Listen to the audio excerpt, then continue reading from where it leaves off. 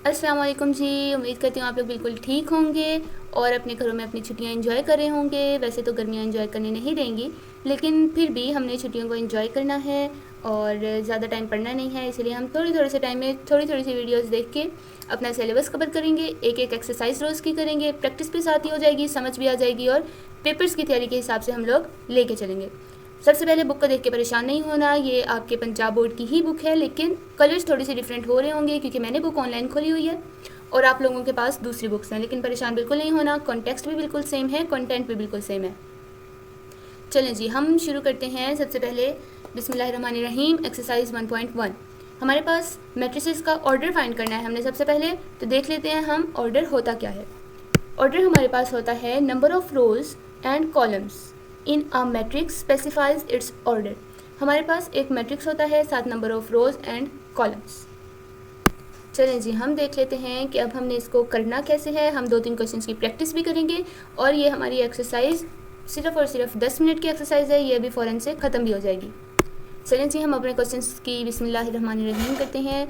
सबसे पहले हमारे पास मैट्रिक्स लिखा हुआ है क्वेश्चन में A2 -5 3 और 6। हमें पता है कि ऑर्डर किसके इक्वल होता है। ऑर्डर हमारे पास होता है ऑर्डर इक्वल्स आरबीसीज। आरबीसीज मतलब रेड ब्लड सेल्स नहीं लिखना यहाँ पे, यहाँ हमने लिखना है रो बाय कॉलम। ठीक हो गया। राइटिंग पे आप लोगों ने बिल्कुल नहीं जाना, राइटिंग थोड़ी सी ख़राब हो जाती होती है, बट समझने पे फोकस करना है। अब हमारे पास हम देख लेते हैं, रोज़ हमारे पास होती हैं इस तरह से हॉरिजॉन्टल। ये हमारे पास रोज़ हैं। कितनी रोज़ बनाई है मैंने? 2। मैंने नहीं बनाई, क्वेश्चन में दी हुई थी। तो रोज़ कितनी है? 2। हम लिख लेते हैं रोज़ के नीचे 2 बाय। कॉलम हमारे पास कैसे होते हैं? कॉलम हमारे पास होते हैं वर्टिकल। वर्टिकल यानी इस तरह से। कितने लाइंस लगी हैं मेरे पास? 2। तो मेरे पास कॉलम्स भी कितने आएंगे? 2। इस तरह से मेरे पास ऑर्डर ऑफ मैट्रिक्स ए क्या बन जाएगा? 2/2 यानी 2 रोज बाय 2 कॉलम्स। ये तरीका होता है हमारे पास ऑर्डर लिखने का। 1-2 क्वेश्चन हम इसमें और देख लेते हैं। अब हम क्वेश्चन देख लेते हैं एफ हमारे पास उन्होंने क्या दिया हुआ है? 2। मैं देखती हूँ इसमें मेरे पास सबसे पहले मैं लिख लेती हूँ कि ऑर्डर होता क्या है। ऑर्डर हमारे पास होता है RBC यानी row by column. Row by column. अब मैं गिन लेती हूँ मेरे पास रोज़ कितनी है। एक ही लाइन लग रही है ये, तो इसका मतलब है मेरे पास रोज़ कितनी हो गई? 1 बाय कॉलम कितने हो गए? दोबारा कॉलम के लिए लाइन ड्रॉ करते हैं। एक ही लाइन लगी है और कोई तो नंबर ही नहीं है, तो कॉलम नहीं बनेगा। तो कॉलम कितना हुआ? 1। तो ये मेरे पास ऑर्डर ऑफ एफ आ गया 1/1 यानी 1 रो बाय 1 कॉलम। ठीक हो गया। चलें जी, हम एक और क्वेश्चन देख लेते हैं, वरना फिर अक्सर बच्चे कहते हैं कि टीचर ने आसान आसान करा दी है, यानी ABC करा दी और पेपर में तो XYZ आ गया। ई हम देख लेते हैं। अक्सर हमसे भी टीचर पूछते थे कौन सा सवाल कराऊँ, तो हम कोशिश करते थे वो वाला देखें जो सबसे बड़ा हो। ये हमारे पास सबसे बड़ा क्वेश्चन कर लेते हैं। अब हमारे पास हम सबसे पहले लिख लेते हैं ऑर्डर किसके इक्वल होता है? RBC के, रो बाय कॉलम के। अब हम लोग फाइंड करते हैं इसकी रोज़ कितनी है और इसके कॉलम कितने हैं। चलें जी, रोज़ ड्रॉ करें। 1 2 3। तो हमारे पास रोज़ कितनी आ जाएंगी? 3 बाय कॉलम्स ड्रॉ करते हैं 1 2। आगे तो कोई कॉलम ही नहीं बचा, तो हमारे पास कॉलम कितने आ जाएंगे? 2। तो ऑर्डर ऑफ मैट्रिक्स ई हमारे पास क्या होगा? 3/2। इसी तरह से आपने इन क्वेश्चंस की प्रैक्टिस करनी है। अगर आप लोगों को कोई मसला आता है तो आप लोग पूछ सकते हैं। उम्मीद है कि आप लोगों को समझ आ गई होगी। नेक्स्ट क्वेश्चन पे चलते हैं। नेक्स्ट क्वेश्चन हमारे पास है which of the following matrices are equal. इसमें हमने बताया है कि मैट्रिसेस इक्वल कौन से हैं। याद रखिएगा, मैट्रिसेस वही इक्वल होते हैं जिनका ऑर्डर इक्वल आता है। और ऑर्डर हम कैसे फाइंड करते हैं? अभी हमने क्वेश्चन नंबर 2 में फाइंड करके देखा है कि ऑर्डर हम फाइंड करते हैं RBC से। हम यहाँ पर सबसे पहले हम इनके ऑर्डर लिख लेते हैं। तो ए का ऑर्डर हमारे पास क्या आ जाएगा? ए हमारे पास आ जाएगा 1/1 क्योंकि इसमें वो रो भी 1 है और कॉलम भी 1 है। बी का ऑर्डर हमारे पास क्या आ जाएगा? 1/2 क्योंकि रो 1 है लेकिन हमारे पास कॉलम क्या है? 2। सी का ऑर्डर हमारे पास आ जाएगा 5 - 2। अब इसको हमने 2 कॉलम्स में डिवाइड नहीं करना, 5 - 2 सॉल्व होता है, तो 5 - 2 सॉल्व करके आ जाएगा 3। ये सेम टू सेम ए की तरह सिर्फ एक एलिमेंट लेगा जो कि होगा इस तरह से 3। ठीक है, तो अब हम इसका ऑर्डर लिख लेते हैं। इसका ऑर्डर आ जाएगा 1/1। डी का लिख लेते हैं। डी का ऑर्डर आ जाएगा 1/2। ई का ऑर्डर हमारे पास आ जाएगा, ये तो मैं मैट्रिक्स लिख रही हूँ। ई का ऑर्डर हमारे पास आ जाएगा 2/2। एफ का ऑर्डर हमारे पास आ जाएगा 2/1, क्योंकि इसमें कॉलम अब 1 बन रहा है, लेकिन हमारे पास रोज़ कितनी है, 2। जी का ऑर्डर हमारे पास आ जाएगा। अब अगेन वो 2 कॉलम्स नहीं बनाने, सॉल्व हो रहा है, हमने सॉल्व करना है। 3 - 1 2, ये सॉल्व करके हमारे पास क्या आ जाएगा, हम साइड पे सॉल्व करके देख लेते हैं। 3 - 2 2 और 3 + 3 6, ये आ जाएगा। इसमें हमारे पास रो 1 है, रो 2 है, कॉलम 1 है, तो हमारे पास इसका आ जाएगा 2/1। ठीक हो गया। इसी तरह से हमें सबके ऑर्डर का पता लग चुका है। अब हम देख लेते हैं, मैच कर लेते हैं कौन सा किसके इक्वल है। 1/1 ए है, तो 1/1 और कोई है, जी हाँ है, सी है, तो ये सी से इक्वल होगा। ठीक हो गया। अब हमारे पास नेक्स्ट है बी, 1/2। 1/2 ऑर्डर का अगर हमारे पास कोई और मैट्रिक्स है, जी हाँ है, डी, तो ये डी के इक्वल है। ई को देख लेते हैं। ई हमारे पास क्या है, 2/2। 2/2 का हमारे पास कोई मैट्रिक्स नहीं है। ज़रूरी नहीं है कि आपको इसमें इक्वल मैट्रिक्स मिले, अगर नहीं मिलता तो परेशान नहीं होना, क्योंकि उन्होंने क्वेश्चन में ये नहीं कहा कि कोई ना कोई किसी के इक्वल है। इक्वल हो भी सकता है, इक्वल नहीं भी हो सकता। ठीक है। उसके बाद ये ज़रूर देख लेना है कि ऑर्डर आपने सबका सही लिखा हो। एफ़ और जी इन दोनों का ऑर्डर सेम है, इसलिए ये दोनों इक्वल हैं। इसी तरह क्वेश्चन नंबर 2 हमारा ख़त्म होता है। हम जल्दी जल्दी से क्वेश्चन नंबर 3 करते हैं और अपनी एक्सरसाइज को ख़त्म करते हैं, ताकि आप लोग अपना टाइम जो है वो एंजॉय कर सकें पढ़ाई के साथ साथ। चलें जी, हम लोग क्वेश्चन नंबर 3 पे आते हैं। क्वेश्चन नंबर 3 में उन्होंने हमें कहा है कि आप लोग जो हैं हमारे लिए फाइंड करें ए की वैल्यू, बी की वैल्यू, सी की वैल्यू और डी की वैल्यू। इक्वेशन उन्होंने हमें मैट्रिक्स की दे दी है। मैट्रिक्स इक्वेशन क्यों कहा है, क्योंकि सेंटर में हमारे पास इक्वालिटी का साइन है। इक्वालिटी के इस तरफ कुछ हो, इस तरफ कुछ हो, उसको हम इक्वेशन कहते हैं। उन्होंने हमें मैट्रिक्स दिए हुए हैं दोनों तरफ जो इक्वालिटी से जुड़े हुए हैं, इसलिए हम इसको मैट्रिक्स इक्वेशन कहते हैं। चलिए इसको सॉल्व कर लेते हैं और देखते हैं कि इसमें सॉल्व होना कैसे है।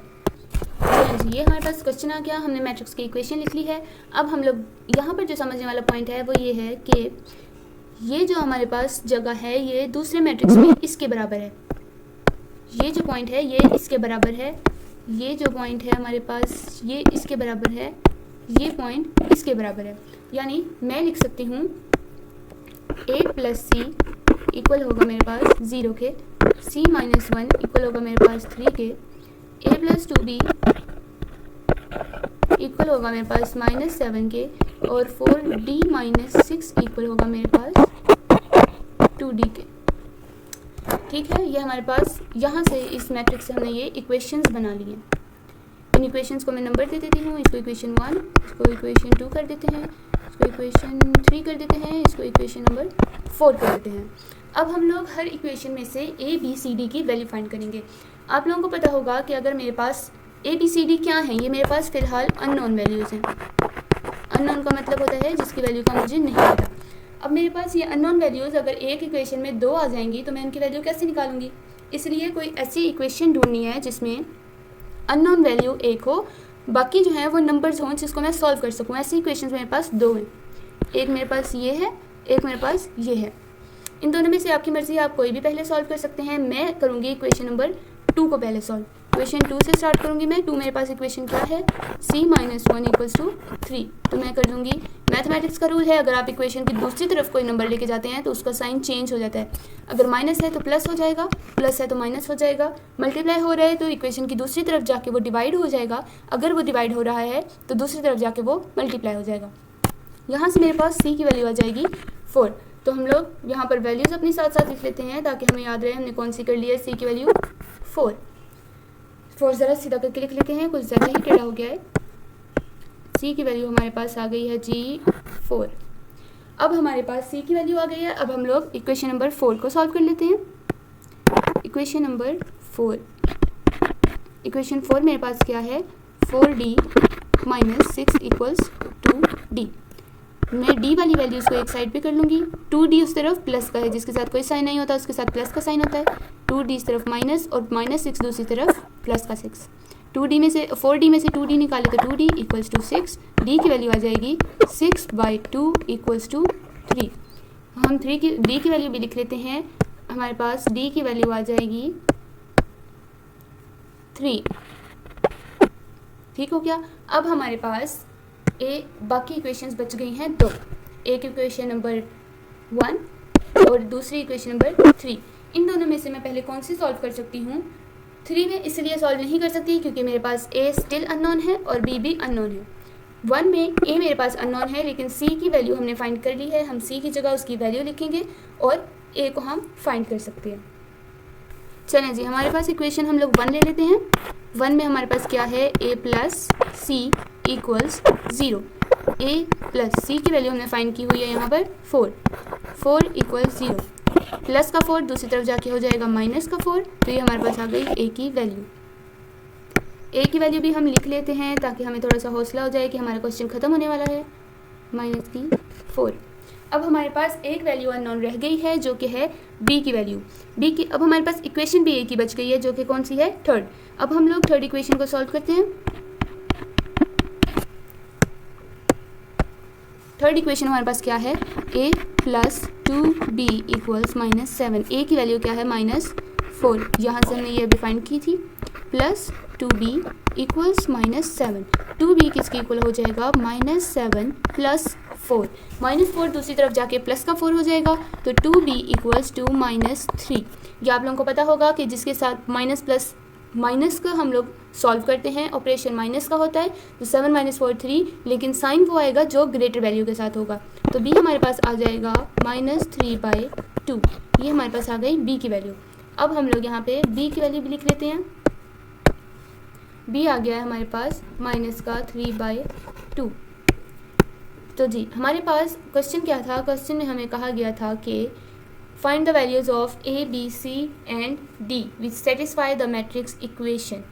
हमारे पास ये a, b, c, d हमने चारों की चारों वैल्यूज़ को फाइंड कर लिया हुआ है।